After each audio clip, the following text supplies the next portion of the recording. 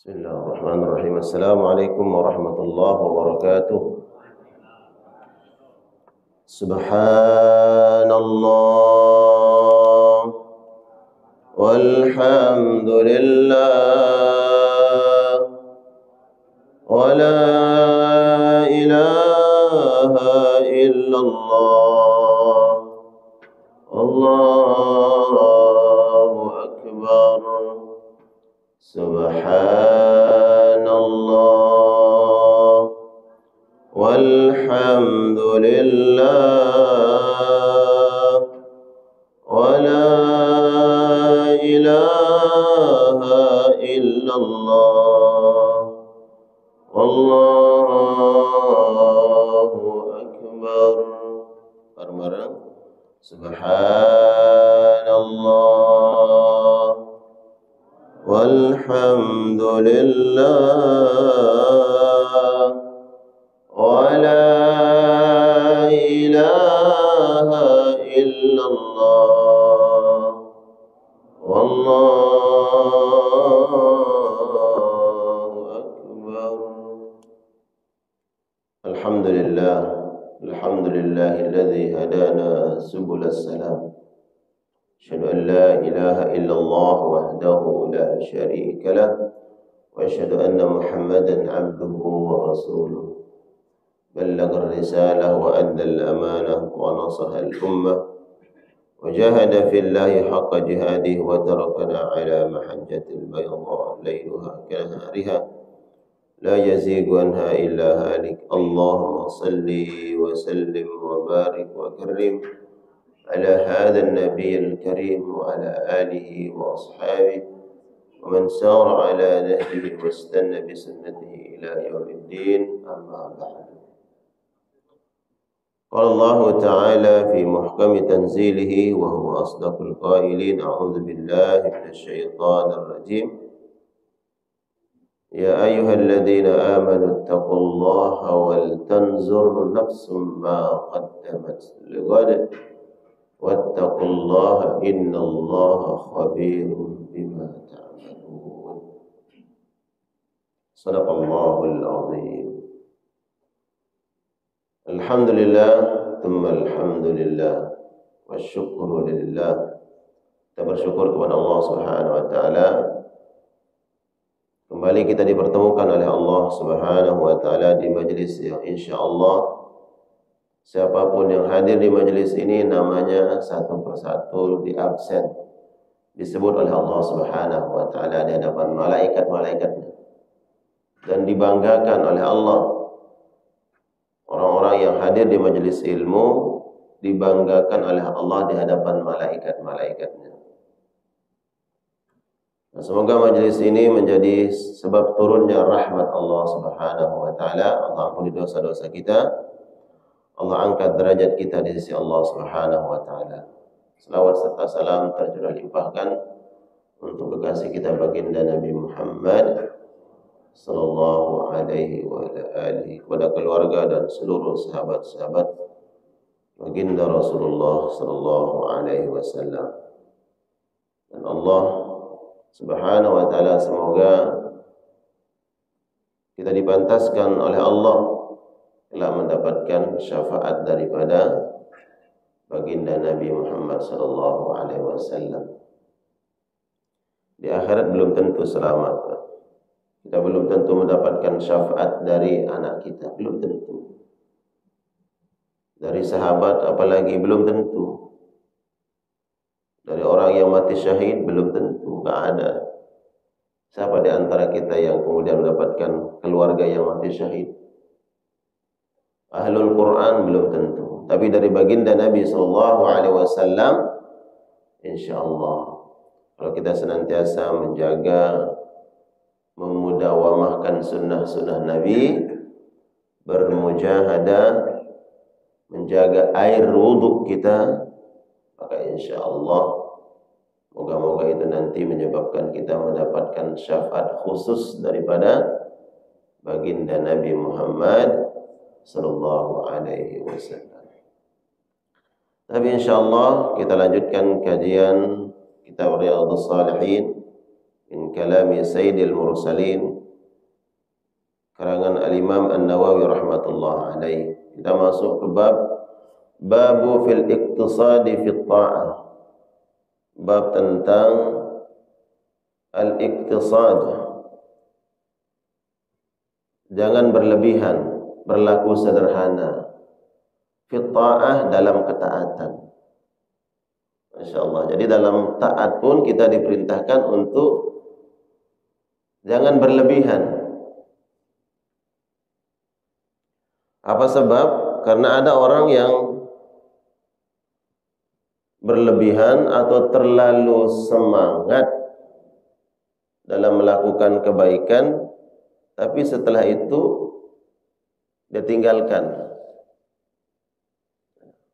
Ada orang yang baru mendapatkan sebuah ilmu tentang amal saleh, kemudian dia terlalu semangat, setelah itu pupus, hilang semangatnya.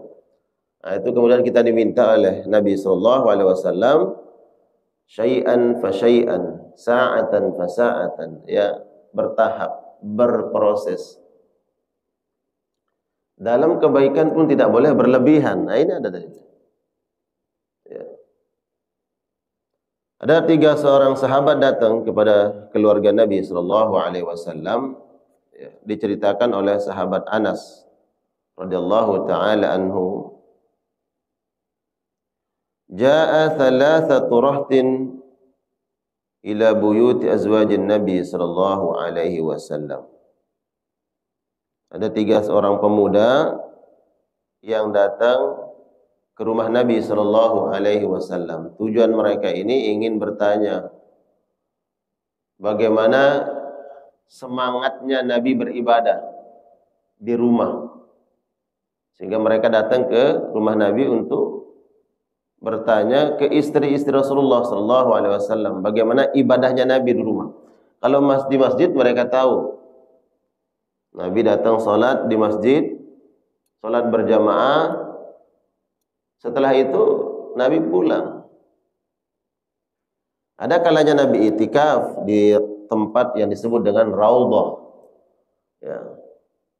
Raudhah, kemudian ada sebelah kiri, itu Nabi lebih memilih sebelah kiri.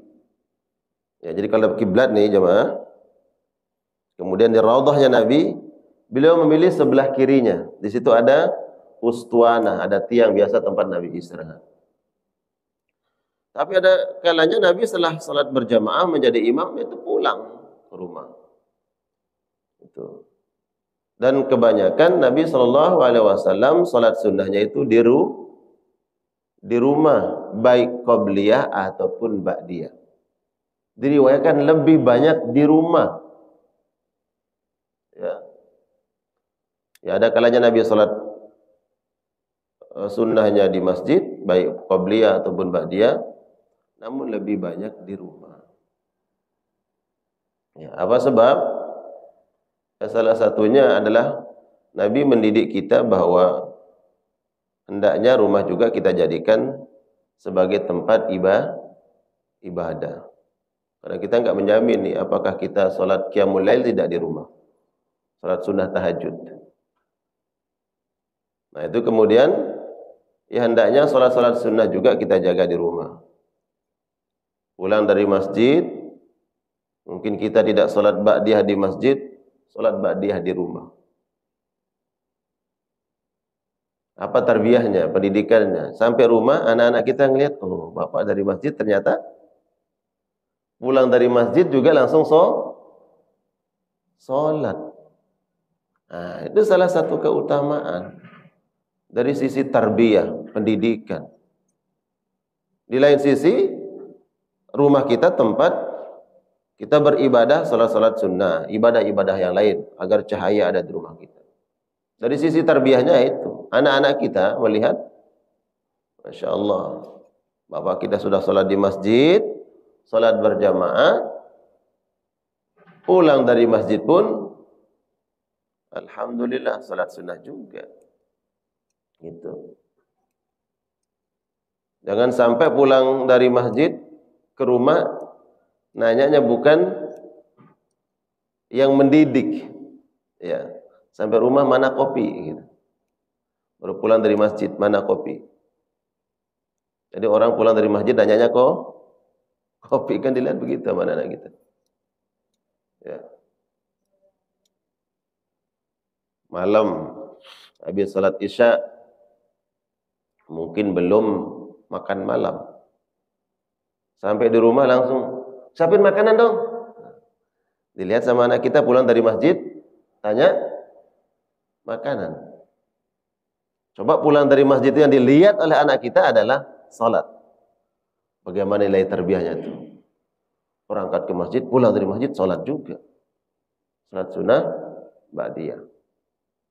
Nah, jadi 3 sahabat ini datang ke rumah Nabi ingin mengetahui bagaimana ibadahnya Nabi SAW di rumah. Ya, segetol apakah kira-kira ibadahnya Nabi di rumah? Maka mereka bertanya kepada orang yang lebih dekat, ya, yang tahu persis ibadahnya Nabi. Ya. Yaitu keluarga. Di sana ada istri Rasulullah SAW. Mereka datang bertiga ke rumahnya Nabi, bertanya kepada istri-istri Rasulullah SAW, yas'aluna an ibadatin Nabi. Mereka bertanya tentang ibadahnya Rasulullah. Falamma ukhbiru ka'annahum taqalluha. Setelah mereka mendapatkan informasi tentang ibadahnya Nabi SAW di rumah beliau, kemudian nampak mereka taqalluha, mengatakan bahwa sebatas itu ya ibadahnya Nabi gitu. Nampak mereka bahwa bukan meremehkan, mereka enggak meremehkan ibadahnya Nabi. Jadi seolah mengatakan, cuman begitu. Tidak sesuai dengan sangkaan mereka. Mereka berpikir gitu, bahwa di rumah Nabi setiap harinya akan puasa. Terus setiap malam Nabi akan sholat malam suntuk. Setiap malam. Dan Nabi akan terus membaca Al-Quran, intinya. Pokoknya tafarruq, hanya ibadah saja. Jadi sangkaan mereka begitu, karena Nabi gitu loh. Ya. Taqalluha, mereka menganggap, ternyata biasalah, kita bisa kok gitu. Bahkan bisa lebih dari Nabi. Wa qalu aina nahnu minan nabi qad ghufira lahu ma taqaddama min dhanbihi wa ma ta'akhkhar. Kemudian mereka berkata, masalahnya kita ini dibandingkan Nabi, lalu siapa kita? Nabi ibadahnya begitu, ya kan Nabi sudah diampuni dosanya. Dosa yang sudah lalu, dosa yang akan datang, ya diampuni oleh Allah. Kira-kira bahasa kasarnya, wajarlah Nabi enggak sholat semalam suntuk. Nah, kira-kira begitu. Wajarlah Nabi enggak puasa setiap hari. Karena dosanya sudah diampuni, sudah dijamin masuk surga, dapat tiket. Sebagaimanapun ya, seperti apapun ibadahnya, karena udah dapat tiket masuk surga ya, biasa. Tapi kita belum tentu. Karena belum tentu masuk surga, belum dapat tiket ya, jaminan dari Allah masuk surga, maka kita harus persiapkan diri untuk ibadah yang sebanyak-banyaknya. Ya. Kita harus push. Ya, semua waktu kita gunakan untuk ibadah.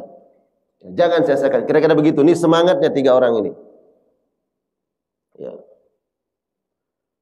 Kemudian yang satu mengatakan, kalau begitu ya udah, saya akan berazam sholat malam. Setiap malam saya akan sholat. Gak ada malam yang terlewatkan, saya pasti sholat malam.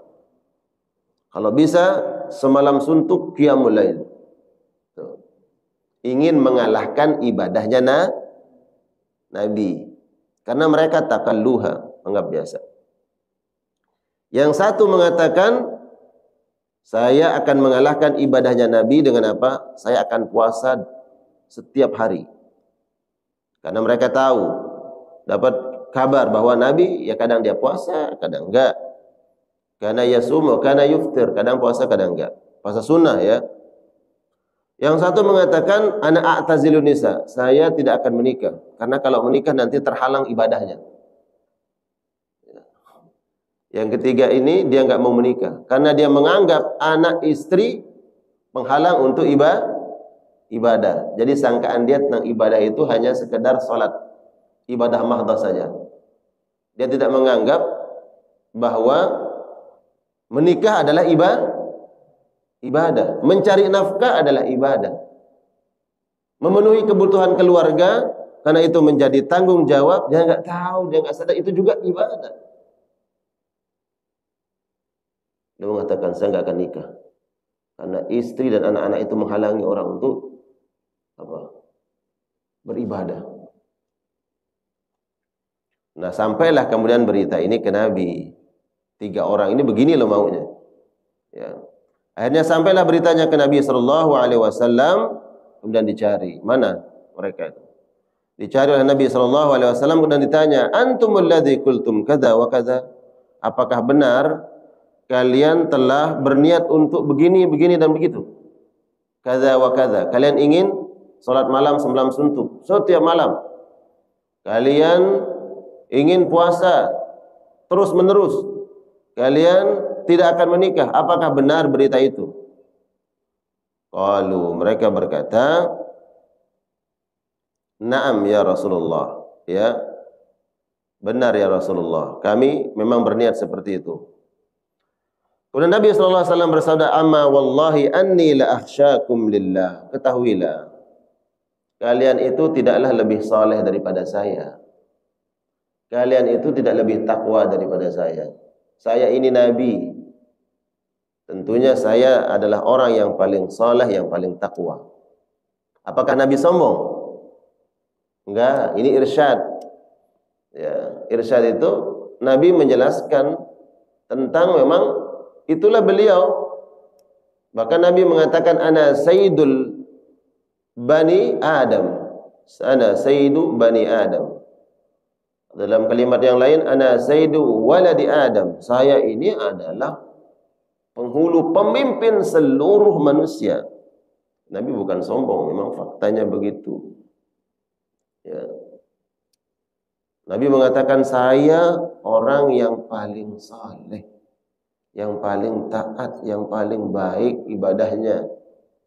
Ya, dan kalian tidak sesoleh saya, tidak setaat saya. Nah, maka kemudian sedangkan kata Nabi, saya ini menikah.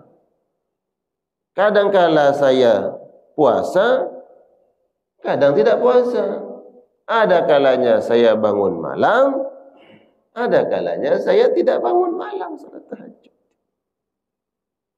Lalu kalian ingin melebihi ibadah saya, maka cukuplah sebenarnya dari hadis ini Nabi mengatakan, cukuplah kalian mengikuti saja. Ikuti saja. Jangan berasumsi agama itu sesuai dengan apa yang kalian pikirkan. Apa yang kalian asumsikan, kalian sangka tentang agama itu begini-begini. Ikuti aja saya. Karena ada orang yang tidak mau menikah karena ingin fokus ibadah.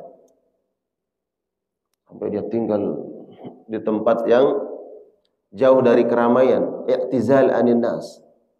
Dia enggak mau bergaul bersama manusia. Pokoknya ini ibadah saja. Nabi menikah, Nabi punya anak, Nabi bergaul, Nabi berdagang, dia datang ke pasar, dia bertransaksi, berjual beli, pinjam meminjam, Nabi SAW. Kemudian Nabi ada kalanya puasa, tidak puasa. Lalu kalian ingin puasa setiap hari? Nah, disinilah kemudian sahabat sekalian yang dimuliakan Allah, kita melihat satu sisi bahwa jangan berasumsi agama itu sesuai dengan asumsi kita. Ikutilah Nabi. Kedua, hadis ini bukan berarti menghalangi, membatasi orang untuk semangat dalam agama, tidak. Nah, hadis ini poinnya lebih kuat kepada kalau kita memiliki niat untuk ibadah, maka mulai ibadahnya itu syai'an fa syai'an, tadarruj, bertahap. Ya. Karena ada orang yang baru mendapatkan hidayah, baru hijrah, kemudian seperti orang yang pakai mobil langsung ngegas, Pak. Tancap gas, tapi ternyata nggak sampai tujuan. Ya, disitulah kemudian syai'an fa syai'an. Coba bertahap. Ya. Kenapa yang terjadi? Orang nanti kalau terlalu berlebihan jatuh kepada ifrat gulu. Ya. Bahkan kalau dalam akidah nanti jatuh ekstrim, berlebihan. Ya, enggak. Dalam akidah nggak boleh ya ifrat wa tafrid. Ifrat berlebihan seperti jatuhnya orang Nasrani. Tafrid terlalu menggampangkan seperti orang Yahudi nanti, menyepelekan perintah Allah. Disuruh ini nanya. Sudah dijelaskan nanya lagi. Terlalu menyepelekan. Ya. Tidak boleh terlalu berlebihan, tidak pula menggampang-gampangkan. Ya. Jadi perlu kita garis bawahi, ibadah ini mudah, tidak menyulitkan, tapi tidak boleh menggampang-gampangkan ibadah, nggak boleh. Di dalam Al-Quran Allah sebutkan di dalam surat Thaha, ma anzalna 'alaikal Qur'ana litashqa. Wahai Muhammad, tidaklah kami turunkan Al-Quran ini kepadamu untuk membuat kamu sulit. Tidak. Karena di dalam Al-Quran ada perintah. Ya, perintah yang ada di dalam Al-Quran tidak menyulitkan kalian. Yuridullahu bikumul yusra wa la yuridu bikumul usr. Allah menginginkan kemudahan buat kalian, tidak menginginkan kesulitan. Ya. Jadi agama ini mudah, Pak. Jangan berlebihan. Nabi perintahkan, kalau mau puasa sunnah ya puasa sunnah. Mau Senin Kamis ada. Kalau mau lebih dari itu ada puasa apa, Pak? Yang setiap hari satu kali puasa, besoknya tidak puasa. Besoknya lagi puasa, besoknya tidak puasa. Puasa Daud. Coba lihat. Ini puasa Daud cukup dengan itu kata Nabi. Di lain sahabat ini ada sahabat Abdullah yang datang ke Nabi juga. Ya Rasulullah, aku ingin puasa setiap hari. Kata Nabi, enggak, ada puasa aja 3 hari dalam 1 bulan, kata Nabi. Ya Rasulullah, aku bisa lebih dari itu. Kata Nabi, kamu mampu? Mampu ya Rasulullah. Saya mampu lebih dari itu. Ya udah kalau begitu, puasa aja puasanya Nabi Daud, kata Nabi. Kepada Abdullah bin Amr bin As. Hari ini puasa, besok tidak. Gitu. Oke kalau mampu, tapi nanti gimana? Wala tulqu ba'aidikum ila tahluka. Kalau gara-gara itu kemudian dia nggak siap, dia nggak kuat, sakit dan seterusnya. Ya. Kalau dia kuat, nanti gimana kalau menjadi berat bagi umat setelahnya? Ya. Kalau umatnya Nabi Musa di peristiwa Isra Mi'raj itu, Nabi Musa mengatakan umatmu Muhammad lemah-lemah. Ya. Beda dengan umatku, kata Nabi Musa. Umatku kuat-kuat, tapi umatmu lemah-lemah. Ya. Salat 50 waktu, aduh jangan, mintalah sama Allah. Biar Allah kurangi saja, umatmu itu lemah-lemah. Jadi dari sisi ini mungkin kita bersyukur kepada Allah dan berterima kasih kepada Nabi Musa. Ya, gara-gara Nabi Musa makanya salat itu 5 waktu. Ya. Nabi Musa bilang apa? Umatmu itu lama-lama Muhammad. Ya. Mungkin awalnya ada yang semangat. Ya. Mau salat qiyamul lail setiap malam. Ya, setiap malamnya berapa rakaat? Berapa jumlah paling banyak Pak salat malam itu? Kalau Bapak mampu nih, salat malam itu paling banyak berapa? Hah? 2 12. Ada lagi? 23. Ada lagi? 36. Seandainya Bapak kuat, 36 itu paling mentok. Ya. 36. Tapi itu kalau 2 rakaatnya kita lama, sebagaimana sholatnya Nabi, mungkin sampai subuh. Artinya bahwa agama ini mudah, jangan dipersulit. Bagi orang yang baru memiliki semangat untuk ibadah, coba pelan-pelan, ya, ibadahnya syai'an fa syai'an. Khawatirnya nanti terlalu semangat, justru setelah itu berat, dia tinggalkan. Sama seperti orang yang baru olahraga, Pak. Ya Allah, olahraga luar biasa, barbel dia angkat. Ini apa namanya kayak gitu, Pak? Olahraga yang semua dia dilakonin. Malamnya, ya Allah, nggak bisa tidur. Semua tubuhnya pegel sampai nggak bisa tidur. Akhirnya apa? Kapok saya olahraga. Kenapa? Karena belum siap ototnya ini. Dia nggak lenturkan dulu. Coba dia sehari dulu dia push up 3. Besok dia tambahkan 5. 3 kilo. Oh, nanti kalau udah lama, udah latihan itu, subhanallah, sehat, nggak ada masalah. Nah, ini contoh. Ya. Kalau ibadah begitu, ya. Kok dikaitkan dengan urusan dunia? Ya Nabi mengarahkan begitu, syai'an fa syai'an, kata Nabi, syai'an fa syai'an, coba. Tapi kalau kau sudah seperti Adera itu yang ngangkat barbel, ya silahkan. Ada sahabat Nabi sallallahu alaihi wasallam, subhanallah, Abu Musa al-Asy'ari, ya. Kemudian Abu Darda, subhanallah. Nabi tahu mereka itu getol dalam ibadah. Tapi apakah Nabi larang? Sebagaimana Nabi melarang 3 pemuda ini? Enggak. Kenapa? Karena memang sudah siap orangnya. Ya. Kalau 3 pemuda ini baru bisa dikatakan haditsun fil Islam. Sedang semangat-semangatnya. Maka itu penting kemudian kita menjaga tuh. Semangat ini harus diimbangi, ya, seimbangi dengan ilmu, imbangi dengan kesiapan kita. Jangan hanya bermodal semangat tapi tanpa ilmu.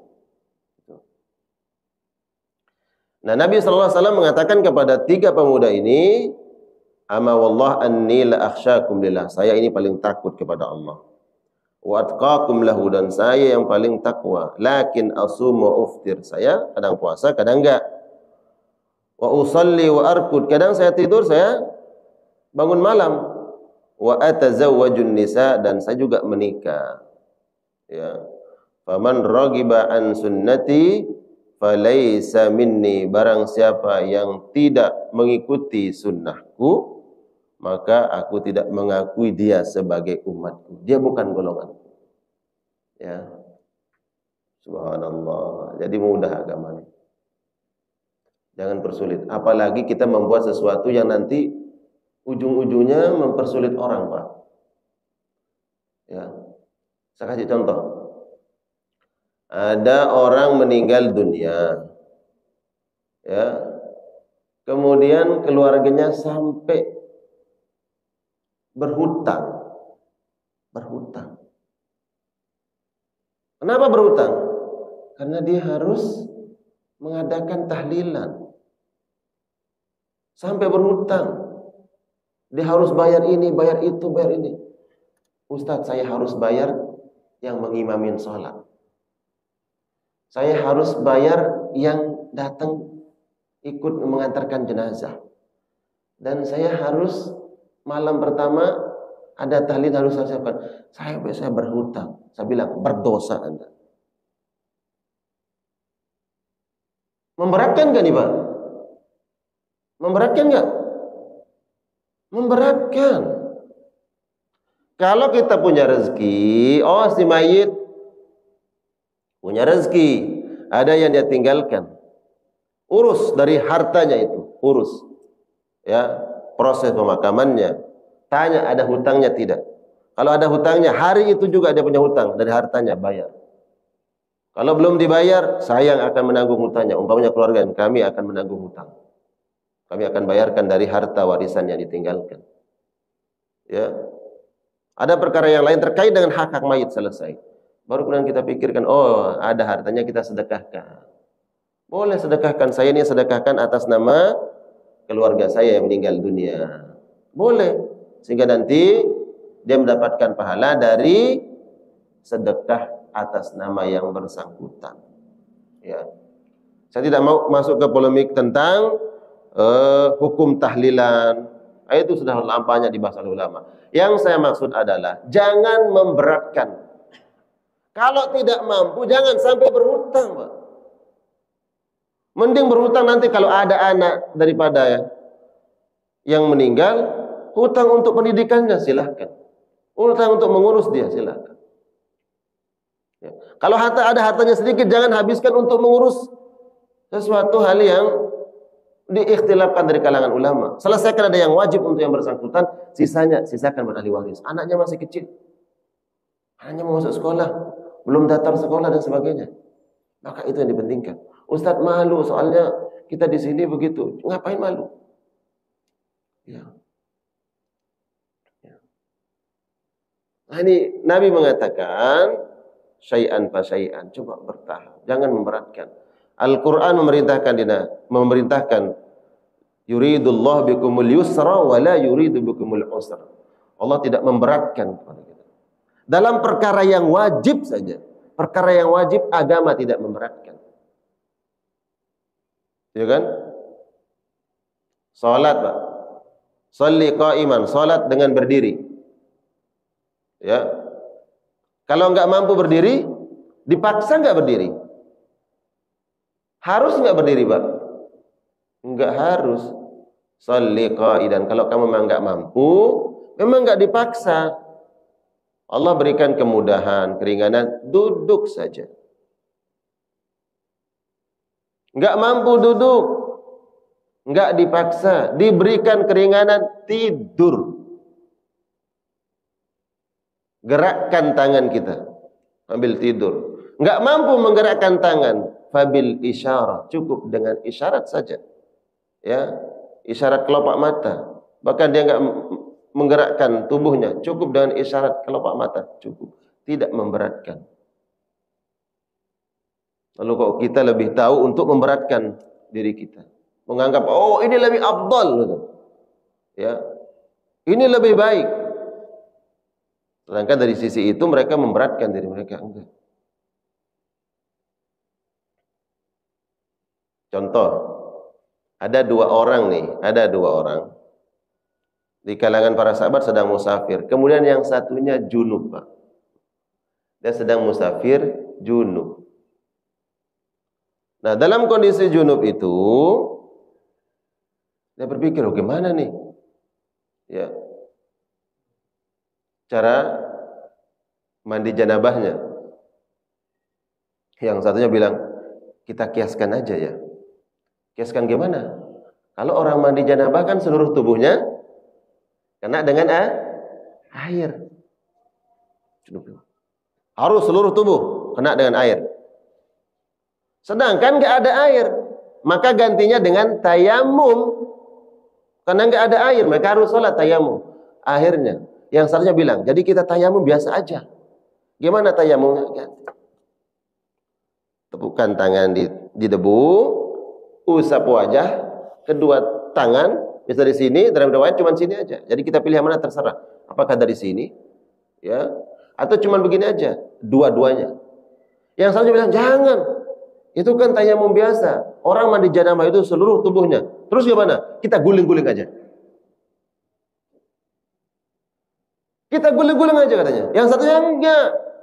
Memang tayamum begitu. Ini tasyaddud. Akhirnya yang satunya tayamum benar, tayamum ya begitu. Ya. Kemudian yang satunya guling-guling. Seluruh tubuhnya kena dengan debu. Oh, rambutnya penuh dengan debu. Salat ya. Setelah itu dilaporkan ke Nabi, ya Rasulullah bagaimana? Nabi bilang apa? Kamu ini berlebihan. Berlebihan. Kalau udah perintahnya tayamum, ganti dan tayamum, ya tayamum aja. Jangan berasumsi bahwa oh iya kan mandi junub itu seluruh tubuh harus basah. Berarti seluruh tubuh itu harus kena dengan debu. Hanya dia guling-guling, Pak. Ini kan asumsi. Bayangkan, agama ini enggak memberatkan. Cukup dengan begitu. Ya. Subhanallah, hadas hilang. Subhanallah. Orang berkorban, itu Allah enggak lihat sebesar apa kambing, sapi, ya, segemuk apa, sebesar apa, beratnya berapa. Yang dilihat adalah takwa kita kepada Allah Subhanahu wa taala. Jangan memberatkan. Kalau kita berazam, ya Allah kami ingin ibadah, ya, setiap malam semampunya, silakan semampunya, jangan berlebihan. Ya. Nah, ini jamaah sekalian yang dimuliakan Allah. Jadi untuk memahami hadis ini, ingat, bukan menghalangi, membatasi mereka yang semangat untuk ibadah, tidak dibatasi. Kalau engkau mampu ya silakan. Kalau tidak mampu jangan memberatkan. Tapi jangan jadikan alasan enggak mampu Ustaz, enggak mampu salat malam. Bukan, ya berlatih gitu. Ya berlatih kita salat malam, qiyamul lail. Ya. Baik, ini hadis pertama dalam babul iktisad fit ta'ah. Jangan berlebihan. Iktisad pertengahan. Ma baina at-tafrid wal ifrad, ya. Atau tafrid artinya berlebih-lebihan, ekstrim. Kemudian ifrat ekstrim, dan tafrid terlalu meremeh-remehkan. Jadi enggak boleh. Kemudian hadis yang kedua dari sahabat Abu Hurairah radhiyallahu taala anhu, Nabi sallallahu alaihi wasallam bersabda, "Innad dina yusrun." Agama ini mudah. Wala yushadud din illa ghalabahu. Kalau ada di antara kalian yang berlebih-lebihan, yushad ad-din, berlebih-lebihan dalam urusan agama ini, illa ghalabahu, maka dia akan kalah. Artinya apa? Nanti dia akan lemah. Ya. Semangatnya akan hilang. Ya. Karena Nabi pernah negur seorang sahabat, ya, la takun misla fulan, jangan kalian seperti dia, kata Nabi. Kenapa? Kana yaqumul lail thumma tarakaha. Dia salat malam, setelah itu dia tinggalkan salat malam. Jadi ada orang yang semangat salat malam, tapi setelah itu dia tinggalkan. Ini wahyu dari malaikat Jibril, dikasih tahu Nabi sallallahu alaihi wasallam, tuh ada seorang sahabatmu yang dia salat malam tapi setelah itu dia tinggalkan. Apa sebab? Ya mungkin seperti ini, Pak. Salat malamnya dia paksakan beberapa hari, setelah itu lelah, capek, hanya dia tinggalkan. Ya. Coba satu malamnya 2 rakaat, besok lagi 2 rakaat, besok lagi 2 rakaat, bulan depan tambah, begitu. Ya. Tadarruj, insyaallah. Ya. Jadi ada batasnya dan ada waktunya. Ya. Ada batasannya, ada waktunya. Boleh enggak saking semangatnya sekarang kita tambah saja? Salat maghrib yang 3 rakaat jadi 8 rakaat, saking semangatnya. Boleh enggak? Ya boleh. Ya. Oh, saya saking semangatnya habis salat subuh saya langsung salat sunnah. Boleh enggak? Enggak boleh. Ada waktunya. Nah, sekarang ini boleh enggak salat sunnah sekarang nih? Belum terbit. Udah terbit belum matahari? Terbit itu jam berapa? Sekarang jam 5.44 atau 43? 51? Berarti tunggu. Tambahkan 10 menit, jam 6 lewat 3 menit atau 5 menit. Atau tambahkan 15 menit. Baru ya. Kita ikut aja yang ijtima. Ustaz, soalnya menurut pendapat yang lain ini terlalu telat hitungannya. Umpamanya terlalu telat hitungan syuruknya. Ada yang lain, oh itu terlalu apa? Terlalu cepat. Maghribnya juga terlalu cepat. Kita ikut aja yang ijtima, yang sudah disepakati. Itu khair, itu lebih baik, ya kan? Itu lebih baik. Jadi jamaah sekalian yang dimuliakan Allah Subhanahu wa taala, ibadah itu ada waktunya. Kalau belum ada waktunya, sesemangat apapun nggak boleh dikerjakan. Ya. Saya mau sholat sunnah setelah sholat asar. Kenapa? Karena ingin saya lengkapi sholat wajib saya. Boleh nggak, Pak? Setelah sholat asar ada sholat ba'diyah tidak? Enggak ada. Karena saking semangatnya saya pengen sholat sunnah, enggak bisa. Ya. Begitu juga sholat subuh. Kecuali waktu-waktu yang dilarang tapi penyebabnya diperbolehkan. Contoh, setelah sholat asar kita masuk masjid. Boleh enggak sholat sunnah? Boleh, karena sholat sunnah tahiyatul masjid. Ya, tahiyatul masjid boleh. Puasa, ada puasa-puasa yang diharamkan. Coba sebut puasa yang diharamkan. Puasa di hari raya, boleh nggak Pak? Saking semangatnya, oh saya mah nggak cukup 1 bulan.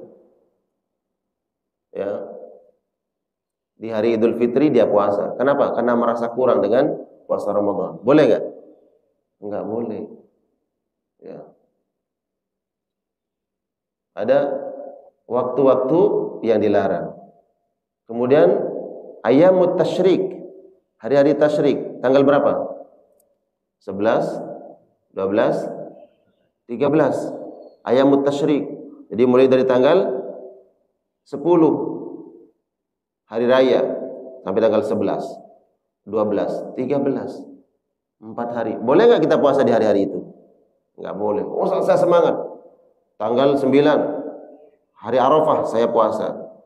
Kayaknya nggak cukup 1 hari itu. Nggak apa-apa, biarin aja orang nggak puasa di Idul Adha, saya puasa aja. Karena semangat. Nggak boleh. Jadi ada waktunya. Nah ini yang dituntunkan Nabi Shallallahu Alaihi Wasallam. Ikuti saja, sebagaimana yang dilakukan oleh Nabi Shallallahu Alaihi Wasallam. Dengan kita mengikuti cukup dengan itu. Jangan merasa lebih kuat dari Nabi, ya, ingin melewati ibadahnya Nabi Sallallahu Alaihi Wasallam. Umpamanya ada mengatakan, Ustaz kan ada riwayatnya Nabi Sallallahu Alaihi Wasallam sampai bengkak kakinya. Ibadah kita kan belum bengkak Ustaz kakinya. Nabi sampai bengkak kakinya. Iya. Apakah ini kontradiktif dengan ini? Kan katanya Nabi, saya juga bangun malam kadang enggak. Ya. Dalam riwayat Nabi sampai bengkak kakinya. Sallallahu Alaihi Wasallam. Ini tidak kontradiktif. Pertama, Nabi Sallallahu Alaihi Wasallam beliau mengatakan saya yang paling saleh, yang paling takwa kepada Allah. Bayangkan Nabi usianya 60 tahun saja, itu masih sehat Pak. Ya, memimpin perang, sehat. Beliau Sallallahu Alaihi Wasallam. Karena beliau sehat, dia mampu, yang kuat. Ketakwaan Nabi Sallallahu Alaihi Wasallam ya akan stabil. Akhsyakum lillah wa atqakum lillah akan stabil. Tapi berbeda dengan kita. Terkadang tiba-tiba kita semangat, hilang ketakwaan kita, hilang semangat kita. Ya.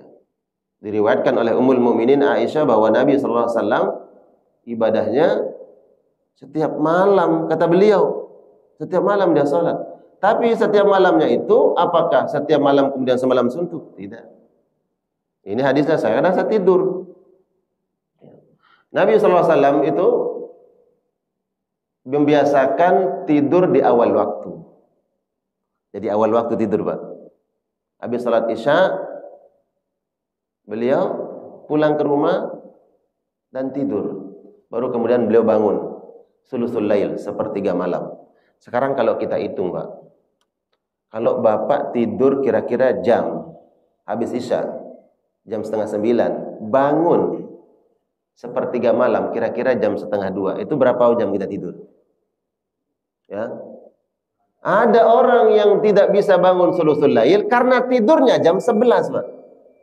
Jam 11, jam setengah 12, jam 12 baru tidur. Efektifnya sekarang tidur jam setengah 12, jam 12 tidur. Bangun sholat subuh jam 4. Lewat kan sulusul lail. Coba kita ikuti sunnah Nabi, ya, mengikuti sunnah beliau, tidur di awal waktu, ya, di awal waktu tidur, waktu malam tuh habis sholat isya, nggak ada apa-apa, ya udah tidur, sehingga nanti efektif tuh bangun sepertiga malam, sholat sampai menjelang mau datang waktu subuh, tapi ini udah sehat, ya, subhanallah. Kadang kita Pak dikondisikan tuh nggak bisa tidur awal waktu.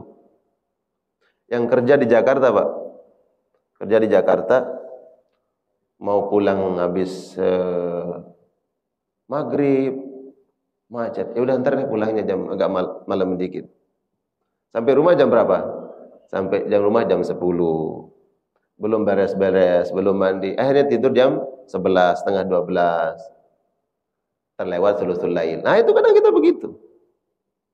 Nah, ini para jamaah yang sudah diberikan waktu oleh Allah nih. Diberikan waktu oleh Allah banyak di rumah sekarang. Ya kan dulu masa bekerja, sekarang masa pensiun, Pak. Sudah banyak di rumah. Usahakan tidurnya lebih awal. Ya. Kalau Bapak jangan paksakan saya tidur lebih awal, Pak. Kadang isi kayak pengajian Ujung Berung Bogor. Pengajiannya habis isya. Rutin habis isya. Jam berapa? Selesai pengajian jam 9. Pulang dari Bogor. Ya. Bagaimana bisa tidur awal waktu? Nah, kalau Bapak-bapak ini yang sudah diberikan waktu oleh Allah, Pak, ya, tidak banyak kegiatan di luar. Dulu masa-masanya bekerja itu sibuk banget. Sekarang, ayo udah, ikuti sunnah Nabi. Tidur awal waktu, bangun sepertiga malam. Jam setengah 2 bangun, jam 2 telat bangun. Tunggu tuh sampai subuh. Subhanallah. Nanti Allah berikan kesehatan itu. Ya, untuk mengganti waktu yang dulu, Pak. Ya. Baik, ini ya. Jadi jangan terlalu bersemangat, ya, dalam melaksanakan ketaatan. Kalau baru memulai, jangan dulu semangat. Ya, syai'an fa syai'an, sedang-sedang aja dulu. Nah, kalau kita udah siap, boleh. Jadi ini hadis bukan larangan untuk kita getol dalam ibadah, enggak. Ya, tapi bagi pemula, nah, jangan terlalu semangat. Baik, silakan, mungkin ada yang perlu diperjelas, ditanyakan. Silakan. Pak Haji Zakaria ya. Masya Allah. Silakan, Pak. Terima kasih, Ustaz. Ini saya menyambut masalah ibadah berlebihan ya. Temanya itu ya. Ibadah berlebihan. Ini kalau kita beribadah sesuai dengan kemampuan kita, relatif ke orang kan berbeda-beda, Ustaz ya. Iya. Maupun pengetahuannya. Lantas kita mengerjakan yang ringan tapi istiqomah itu, Ustaz. Ya. Apakah itu lebih baik daripada berat tapi tidak istiqomah? Dikaitkan dengan merujuk dengan surat Usia 30. Ya.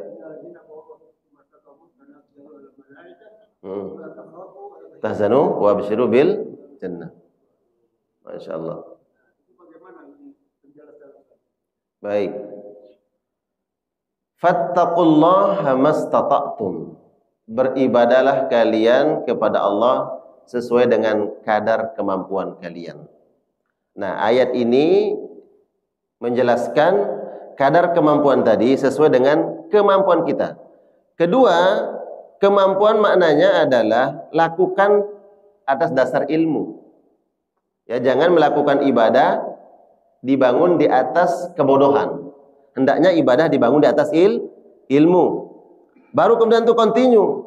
Fattaqullaha mastata'tum, terus laksanakan ibadah itu. Tapi ingat harus di dasar ilmu. Kalau enggak, nanti apa yang kita lakukan sudah continue terus mudawamah, tapi ternyata itu enggak ada tuntunannya, habis ibadah itu, enggak ada nilainya. Jadi dua, lakukan sesuai dengan kemampuan kita.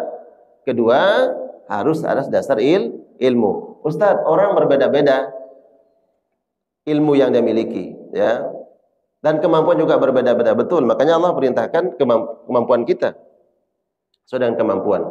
Maka Dalam hadis Nabi mengatakan, ahabbul a'mali ilallah adwamuha wa in qalla. Amal ibadah yang paling dicintai oleh Allah adalah amal ibadah yang rutin dilakukan terus menerus. Walaupun amal ibadah itu biasa-biasa saja, ya. Wa in qalla, walaupun sedikit.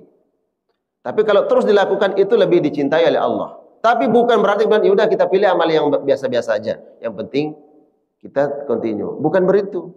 Kalau kita mampu memilih ibadah-ibadah yang berkualitas nilainya, ya, keutamaannya, dan kita mampu istiqomah, tentunya itu lebih baik juga. Yang dilihat adalah keistiqomahannya. Makanya ini 3 sahabat ini kenapa dilarang oleh Nabi, dikhawatirkan kamu nanti tidak istiqomah. Ya. Kamu berlebih-lebihan. Karena dijelaskan ini laki-laki hadisun fil Islam, baru mengenal agama. Khawatir, getol, semangat, setelah itu dia tinggalkan. Maka yang paling penting itu adalah istiqomah. Ya. Nah, kalau istiqomah kecil ibadah itu, kalau istiqomah dicintai oleh Allah. Subhanallah, apalagi amal ibadah ini ibadah yang berkualitas, besar pahalanya, dan istiqomah lebih besar lagi pahalanya. Ya. Mana lebih baik Ustaz? Orang yang istiqamah melaksanakan ibadah qiyamul lail 2 rakaat dibandingkan dengan orang yang istiqamah 4 rakaat. Ya lebih baik yang 4 rakaat, tetap istiqamah. Ya. Jadi yang dilihat itu keistiqomahannya. Istiqamah di atas ibadah, dan ingat, dibangun atas dasar ilmu. Jangan istiqomah tapi tidak di atas ilmu. Ada enggak orang istiqomah bukan di atas ilmu? Ada. Orang Yahudi disebut, orang Nasrani melakukan ibadah amilatun nasibah. Di dalam surat apa itu?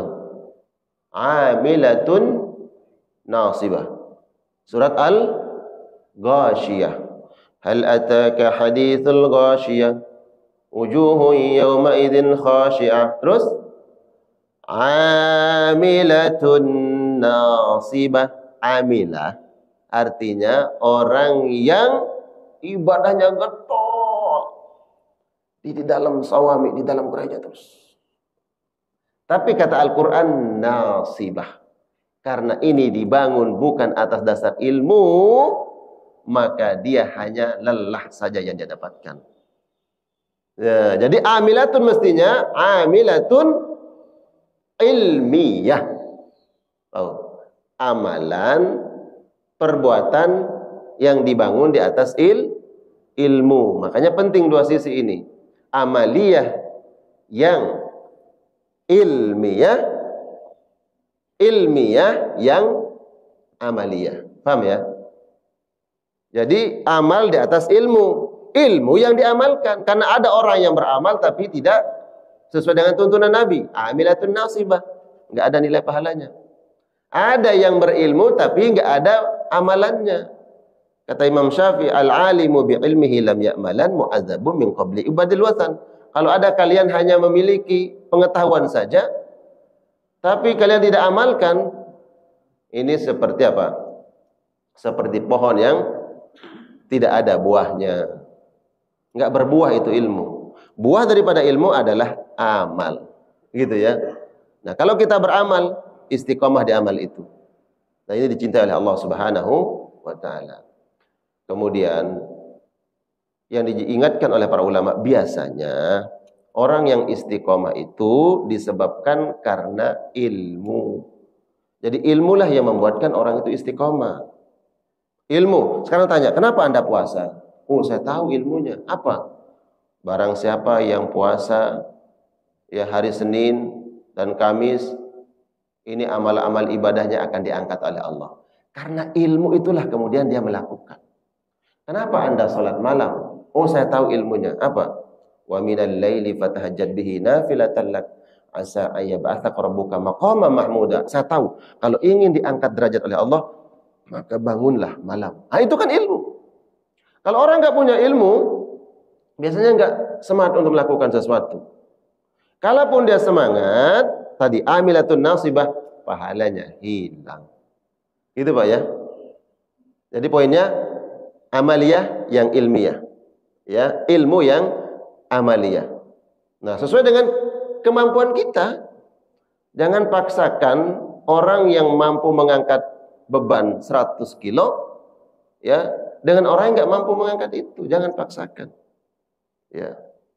Tadarruj syai'an fa syai'an, bertahap. Nah, ini hadis ini juga adalah Nabi sallallahu alaihi wasallam mengingatkan tadarruj. Ya, bertahap dalam ibadah. Jangan langsung-langsung kamu ingin puasa setiap hari. Enggak, ada puasa yang namanya puasa Senin Kamis ada. Kalau kamu kuat, ada namanya puasa Daud. Jangan langsung setiap hari, itu haramkan oleh Allah. Nah, ada hadis yang menguatkan hadis ini, hadisnya Abdullah bin Amr bin As. Sebenarnya sama pengaduannya. Dia ingin ibadahnya getol, tapi Nabi bilang, jangan. Jangan. Udah puasa aja Senin Kamis. Enggak Rasulullah, saya mampu lebih dari itu. Mampu setiap hari? Iya, saya mampu setiap hari. Jangan. Cukup ada puasa Daud aja. Itu puasa terbaik loh, kata Nabi. Gitu. Ya Pak ya. Ada lagi? Ya. Iya.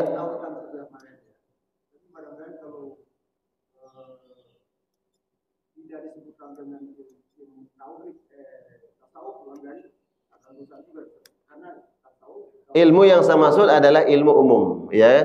Ilmu ada tauhid lah, ilmu tauhid, mungkin ilmu tasawuf, ya, ilmu fikih, semua ilmu. Ilmu fikih harus kita ketahui nih, bagaimana syariat ini sah.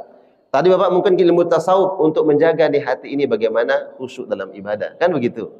Jadi syariatnya, jawarihnya harus dijaga. Tahu ilmu fikih, wudunya harus benar. Oh Ustaz, wudunya benar, tapi dia nggak pandai menjaga hati, hilang pahalanya. Oh dia khusyuk dalam sholatnya, tapi cara wudunya salah. Sah nggak? Nggak sah. Jadi memang ilmu umum ya, itu tasawufnya kah, Bapak sebut tadi, fikihnya kah, tauhidnya dan seterusnya ya. Allahu a'lam bishawab. Saya bisa cukupkan? Barakallah semua. Semoga Allah berikan kita ilmu yang bermanfaat, ilmu yang mengantarkan kita kepada menggapai ridha Allah Subhanahu wa taala, ilmu yang mampu kita amalkan dalam kehidupan sehari-hari. Amin. Ya Allah ya rabbal alamin. Subhanakallahumma wa bihamdika asyhadu an la ilaha illa anta astaghfiruka wa atubu ilaik. Wa sallallahu ala nabiyyina Muhammad wa ala alihi wa ashabihi wasallam. Assalamualaikum warahmatullahi wabarakatuh.